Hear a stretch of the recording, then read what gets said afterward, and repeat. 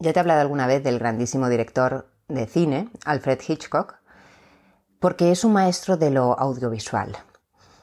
Él conoce muy bien cómo funciona el cine, pero también cómo funciona la mente humana, y sabe que utilizando ciertos elementos va a ser capaz de generar ciertas emociones, ¿no?, en el espectador.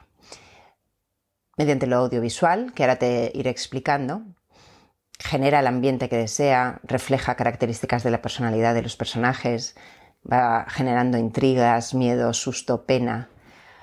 Juega con nosotros.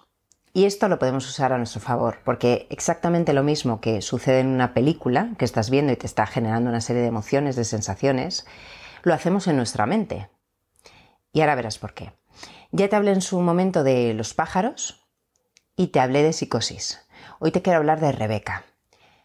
Rebeca es una película cuyo argumento es que una joven y humilde dama de compañía, que es Joan Fontaine, acompaña en un viaje a Montecarlo a la señora Van Hopper. Están en un hotel muy lujoso y a la señora Van Hopper le encanta relacionarse con gente distinguida y entonces conocen al señor de Winter, que es un aristócrata inglés, Maximilian de Winter, que es Laurence Olivier.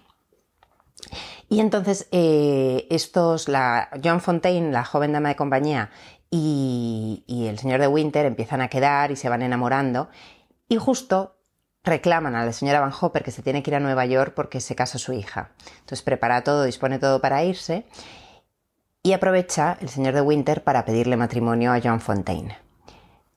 Y ella, enamoradísima, le dice que sí, está muy ilusionada y muy feliz. Entonces empiezan una nueva vida en Inglaterra, en una mansión donde él vivía con su difunta esposa, una mansión espectacular, imponente, que se llama Manderley. Y ahí, en su nueva vida, es cuando comienzan los conflictos. Llegan a Inglaterra y se da cuenta, al empezar a vivir en la mansión, que la sombra de la difunta esposa es alargada y parece perseguirla cada día. Ella murió en extrañas circunstancias y hay como todo un halo de misterio alrededor. Además, el ama de llaves es un personaje muy duro de carácter que no la recibe muy bien y está siempre comparándola con la esposa anterior del señor de Winter y se crea una relación de tensión, ¿no?, donde hay un intercambio de roles y parece que es Joan Fontaine, la nueva esposa del señor de Winter, la que necesita la aprobación del ama de llaves, consultarle todo y ganarse su confianza, en lugar de al revés, del ama de llaves adaptarse a ella. Joan Fontaine se la ve, de lo feliz que venía de Montecarlo, se la empieza a ver muy angustiada, muy insegura, se siente insignificante y eso lo refleja Hitchcock. ¿Cómo? Hitchcock quería construir el personaje de una mujer débil, indefensa, insegura, con problemas de identidad, de autoestima. Entonces lo primero que hace es no ponerle nombre. Como verás, he hablado de Joan Fontaine, que es el nombre de la actriz, porque en toda la película no sabemos su nombre, y eso ya es muy simbólico. Incluso la casa tiene nombre, Manderley. Para darle aún más realismo al personaje, se dice de Hitchcock que era un poco psicopatilla y que sometía a las actrices a mucha tensión psicológica, ¿no? Y en este caso, para potenciar la sensación de indefensión y de soledad que quería del personaje, le contaba a Joan Fontaine, la hacía sentir muy insegura y le contaba comentarios negativos que Laurence Olivier decía sobre ella y los demás del rodaje, y eso la hacía estar muy incómoda. Luego además jugaba mucho con los planos.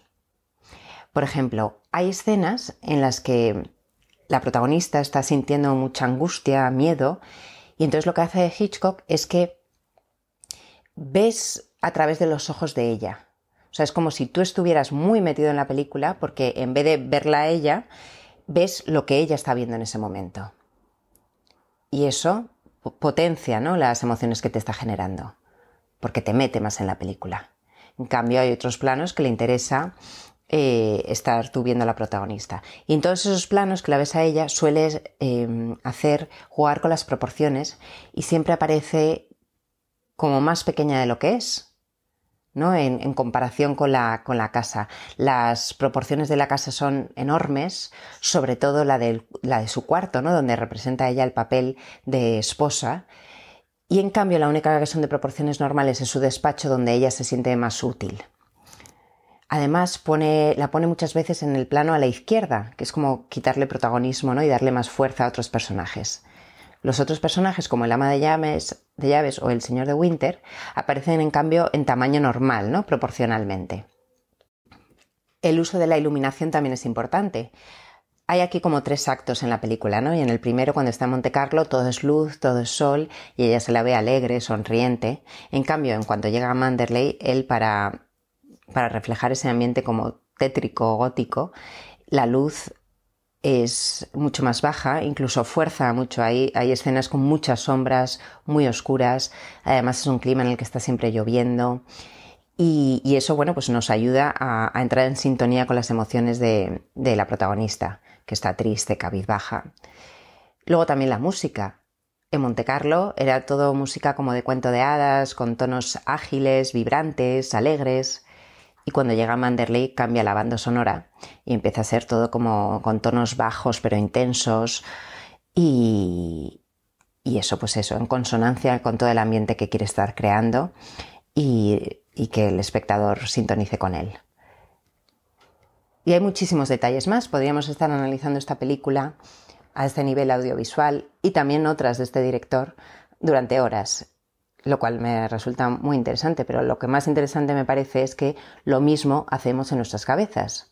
Te aseguro que cuando estás en tensión, las imágenes, sonidos, todos los elementos de esa película que estás teniendo son muy distintos, con unas características muy distintas a cuando estás en calma, ¿no? Cambian los colores, los tamaños, los ángulos, la música que acompaña, los diálogos.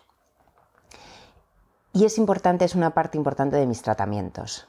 Es verdad que no es la única ni la principal, porque esa es la de darte cuenta de que solo es una película.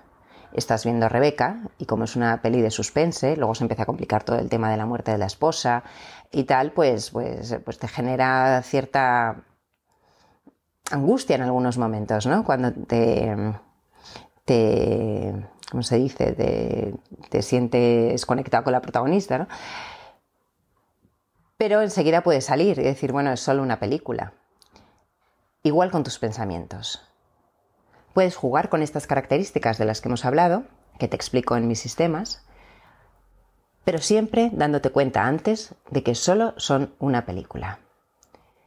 Tienes consejos diarios en rociolacasa.com para comprender esto a fondo, que parece sencillo, pero tiene muchos matices y hay que experimentarlo realmente para traspasar esa ilusión que genera el pensamiento.